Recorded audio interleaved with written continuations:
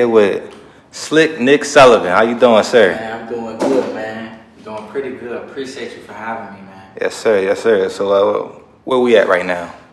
Man, quarantine, chilling, just staying ready, so we don't never got to get ready, waiting on the next fight day, man. That's all we're doing. We had one actually, but due to quarantine and coronavirus, they got postponed and pushed back as well. Okay. So we just trying to stay motivated, stay focused. That's all we doing. Staying in our lane till it's time to get back to action, man. And how, as a fighter, with all that's going on, how do you keep that focus, to stay in the gym and not fall out the gym and, Really, you really got to have a strong mindset, because sometimes I was like, man, I feel like I'm training for no reason. But you got to have that strong mindset. All I do is think about my last fight and how I was on TV, how the whole world was watching, how literally my life ain't really changed, but it changed after that fight, because I gained a load of fans and everybody want to see me back now. So like that really motivated me. And every time I feel discouraged, all I do is think about that last fight. Like, this is me, this is a dream come true. I can't throw that all away because of virus. Like I can't throw that all away. This is probably my test right here to see how bad I really want it. As far as dedication, Nick has always been the type fighter who showed dedication, especially inside the gym. He was always a self-starter, self-motivator. You didn't have to look behind him. When you tell him go run or you tell him do certain things, he's definitely going to do whatever you tell him to do. But like other fighters, a lot of fighters, athletes in general, it's little stuff that life lessons that they learn outside of the gym. So I have seen them grow in those type areas. I have watched them grow in those type areas, and I feel that them areas alone were key to him not only getting to where he is right now, but to where he'll later be elevated to. I believe Nick will be a world champion in a few different weight classes. Right now he's fighting at 135. There's no telling where he'll end his career at, but I do believe whether it's 35, 40, 47, even 54, I believe that Nick will capture at least one title in each of those divisions. I've been boxing since I was 7, turning 8. So I was playing other sports then. I was boxing, playing baseball, basketball, but started taking boxing very serious when I won my first belt, and that was at 12 or 13 at the Silver Glove Nationals. After that, I was like, oh, I like this. I traveled. I went away to Missouri, won my first belt. So, I could see a career out of this. I like this. I get to travel. I can fight and not get in trouble for it. I like this. So ever since 13 years old, I started taking boxing serious. And as 16 hit, I seen myself with a career in boxing. How many amateur fights you had? I had 130 plus amateur fights. I got like 3 books. So I gotta go back to my last book that I looked at. I was 57 and 7 in that book. In my book before that, I had 48 fights in that book. So I had about 130 plus fights. Okay. Yeah. You remember your first time sparring? First time sparring? Yeah, I do. I was like 7. I only been in the gym for like a week. But my mom was telling the coach, oh, he got anger problems. All he want to do is fight, this, that, and the third. And she was like, oh, I got something for him. We could put him in the ring. I was young too, and I was like, okay. So I got put in the ring, and I went to work. Like, I thought it was like a street fight. I'm just in there throwing. She was like, oh, he got heart. He can fight. He got heart. And we later on down the line, we turned that heart and that skill into what I am today. What made you really see a career in boxing? Like all the different things you could have been. Most people want to be an NFL player, especially being from Virginia. You got Allen Iverson, you got Mike Vick. What made boxing your path?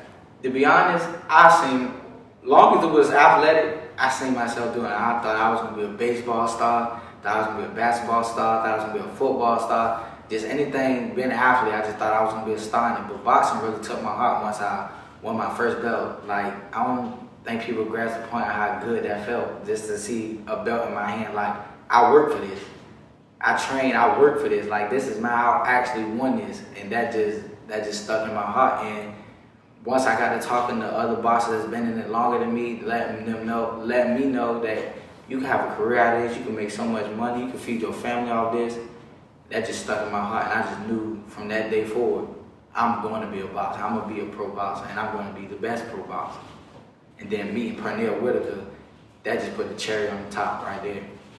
Okay, speak about Purnell. You know, what did he, kind of influence did he have in your boxing career? That's my favorite fighter. He had a huge impact. Just to see that he was from the trenches, he was from Norfolk, and he made it out and gave people so much hope. It was like, wow, you really can make it from Norfolk, Virginia. He made me a believer. Like, you really can make it from Norfolk, Virginia. You can feed your family. You can do all that. What's the biggest difference, from the Golden Gloves days to now? Is your second fight in? I got my second fight in. I'm supposed to be like 5-0 right now, but this virus. So yeah, but it's not really much. I mean, after my first fight, I seen it wasn't really too much of a big difference. It's just about making the adjustment with no headgear, but I actually like the no headgear better because you see more, you can breathe more.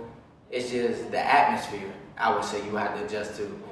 First fighting in front of fans, it's a lot of fans in the amateurs, but screaming and cheering and hollering fans and kill them and just all that stuff, it plays a part in your head in big arenas. Like, my first professional fight was in a casino, a big arena. I just had to adjust to the atmosphere. When I first walked in there, I was like, man, I got this. This what I've been dreaming for.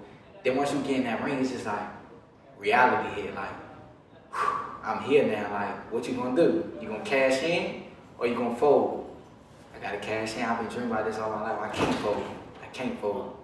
So that's all that was in my head. I can't fold. So after that first round of my professional debut got out of the way, I was like, yeah, this is where I need to be. I'm glad I stuck with boxing. This is where I'm at. When you get these fighters and you have them at like 8, 9, 10, when they're very young, it's easy for them to show commitment, dedication, because in actuality, they depend on their parents or sometimes their coaches to get them to the gym. They come to the gym, they do what they gotta do. It's as they get older, especially their high school age, that's when you start to find out who's gonna be dedicated and who's not. And I feel that if a coach, and this is no knock to any coach, no coach out there, because we all in it for to get the kids to where they gotta go. But I feel that if a coach does what he or even she is really supposed to do, not just focus on the sport, but focus on outside life, whether it's school, home, work, whatever. They also drop little jewels and instill different things in them. When they get to that stage right there, they still can stay focused. They still can stay committed. They'll still be able to have that drive and that hunger, because the vision, they still see what the vision is, and the vision is whatever goal they have set for themselves. A lot of fighters, especially in our area, want to be professional fighters. However, it's small things outside the gym that have a bigger effect on them in boxing, for boxing. What do you actually want out of boxing? Yeah.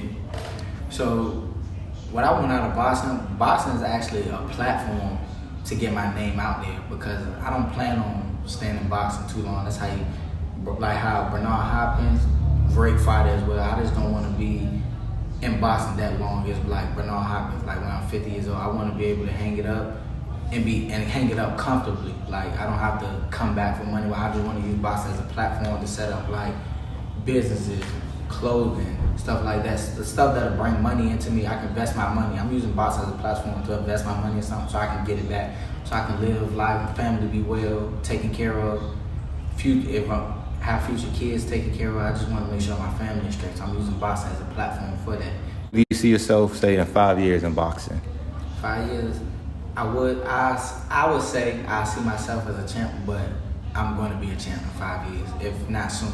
So that's why I see myself as in 5 years. The champ, man, of the weight class, just having it my way, fighting the best of the best fighters. Hopefully, hanging it up soon in the next 5 years. After that 5 years, just retiring comfortably, And living life after that, man. The businesses, the restaurants, investing my money, property, stuff like that. So along the way, using boxing as a platform, I need to match and get with the right people to get that stuff taken care of. In 5 years, I see me coaching a world champion, possibly a unified world champion. How long do you see yourself boxing? Like, when do you want to walk away from the sport? How many years do you want to give to the sport, I would say I want to look up walking away after like 35, 36. I want to start picking my fights and slowly head towards that exit door. I want to be too old fighting, man. Can't have my body beat down and all crazy, and I can't even live life afterwards. That's the problem with some of the fighters now, that they get so in tune and the love for the sport, they can't give it up. I love the sport, don't get me wrong, my health and my body is more important than anything. Okay, what advice would you give a young amateur, from your area, not even just from your area, young amateur from your background, that's aspiring to be pro? What I tell them is, man, stay dedicated, stay motivated.